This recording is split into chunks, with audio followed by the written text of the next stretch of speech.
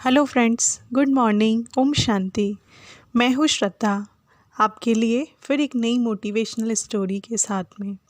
आशा करती हूँ आपको मेरी स्टोरियाँ अच्छी लग रही होगी। अगर आपको स्टोरीज़ अच्छी लग रही हैं और आप इसे कंटिन्यूसली सुनना चाहते हैं तो प्लीज़ इसे लाइक करें, शेयर करें और सब्सक्राइब करें। मैं छोटी छोटी स्टोरीज़ के माध्यम से आपके जीवन के टेंशन को, प्रॉब्लम्स को दूर करना चाहती हूँ। आपके जीवन में इंस्पिरेशन, मोटिवेशनल लाना चाहती हूँ। तो प्लीज़ इन स्टोरियों को ज़रूर सुना करें। शायद ये कहीं ना कहीं आपकी ज़िंदगी की परेशानी को दूर कर दे। तो आज की जो हमारी स्टोरी है जिसका नाम है वीणा, हाँ जी, लूट, जिसे पहले के ज़माने में बजाया जाता था, जिसे सरस्वती जी के हाथ में दिखाया जाता है। ये कहानी उसी लूट की है। एक घर में बहुत दिनों से एक वीणा रखी थी।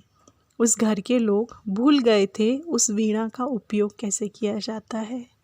आज के समय में हम गिटार का यूज़ करते हैं, वायलिन का यूज़ करते हैं। हम भूल चुके हैं कि वीणा करके कोई चीज़ भी होती है, लूट जिसे हम कहते हैं। पीढ़ियों पहले कभी उस वीणा को कोई बजाता रहता होगा। अब तो कभी कोई भूल से बच्चा उसके तार छेड़ देता था तो घर के लोग नाराज़ हो जाते थे। कभी कोई बिल्ली छलांग लगाकर उस वीणा को गिरा देती थी तो आधी रात में उसके तार झनझना जाते थे। घर के लोगों की नींद टूट जाती थी। इतनी मधुर वादिनी है वीणा।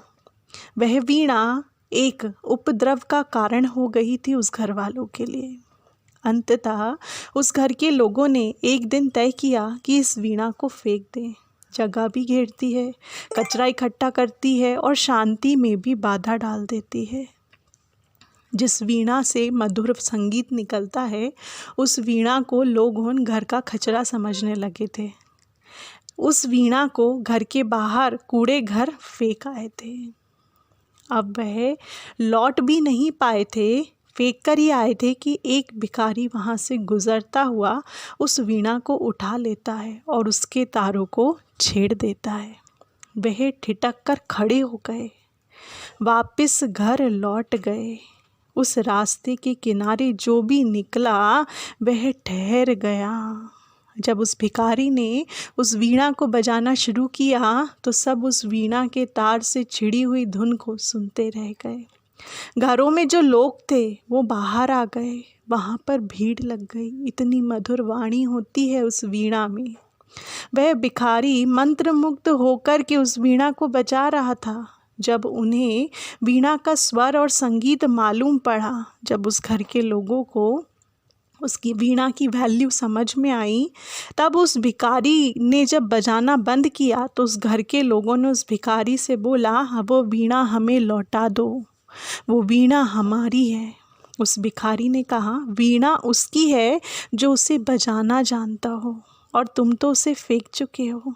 तब वे लड़ने झगड़ने लग गए। उन्होंने कहा, हमें वीणा वापस चाहिए। उस भिखारी ने कहा, फिर कचरा इकट्ठा हो जाएगा, फिर तुम्हारे घर की जगह घिरेगी, फिर कोई बच्चा उस तारों को छेड़ देगा, फिर बिल्ली छलांग लगा देगी, जिससे घर की शांति भंग हो जाएगी। वीणा घर की शांति भंग कर सकती है यदि बजाना ना आता हो तो। वीणा घर की शांति को गहरा भी सकती है यदि बजाना आता हो तो। सोच का फ़र्क है।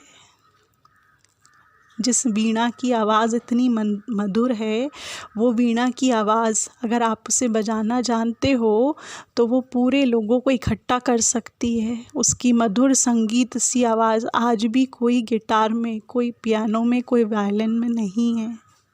इतनी सुंदर आवाज़ है उस वीणा की।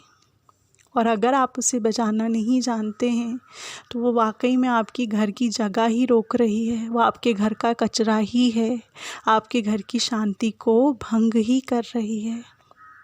सिर्फ सब कुछ बजाने पर निर्भर है। जीवन भी हमारा एक वीणा के समान है दोस्तों।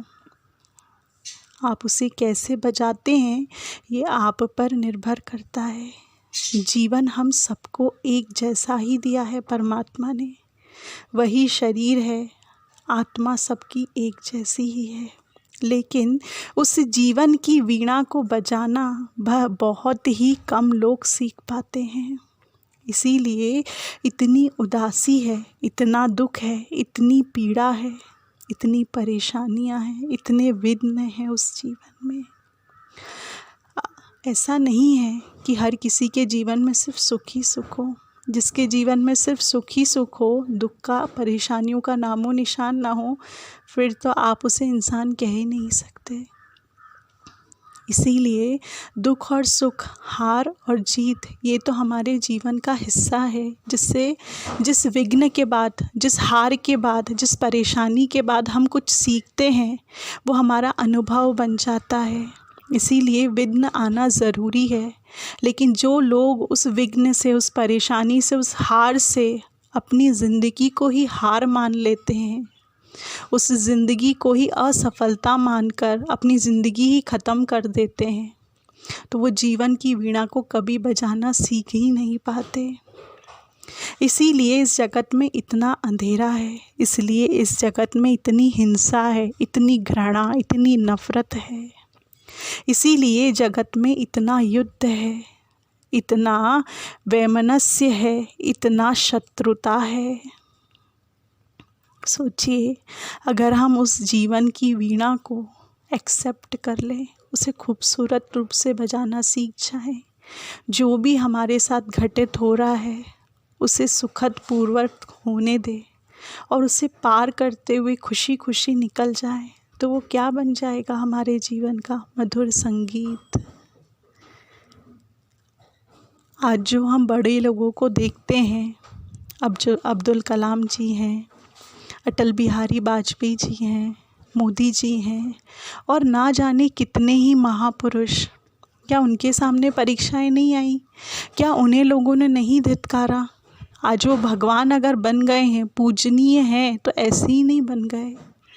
उन्होंने अपने जीवन में उन परेशानियों को झेला है, लोगों ने उनकी परीक्षा ली है, तभी तो आज वो उस मुकाम तक पहुँचे हैं ना। आप जितना सीढ़ी ऊपर चढ़ेंगे उतना लोग आपकी पुलिंग करेंगे, और जितना आपकी पुलिंग करेंगे आप उससे ज़्यादा स्पीड से ऊपर चढ़ेंगे। तो जिस दिन आपकी पुलिंग होना शुरू हो जाए, आप समझ लीजिएगा कि मैं जीवन के स्तर पे आगे बढ़ता जा रहा हूँ, मैं सही राह पर बढ़ता जा रहा हूँ। और अगर किसी मोड़ पर हार खा लें, तो वो हार आपकी हार नहीं है, आपके जीवन में आगे बढ़ने के लिए एक और रास्ता परमात्मा ने आपको दिया है।